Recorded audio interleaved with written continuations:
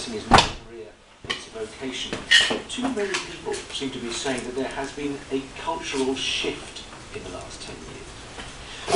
If you are a registered nurse, you have responsibilities for things like medications, you do have overall responsibility for standards of care, you do have responsibilities to make sure that that's forgot the coil in case there are complaints as well. But you absolutely must stay up to date and practical in terms of your clinical.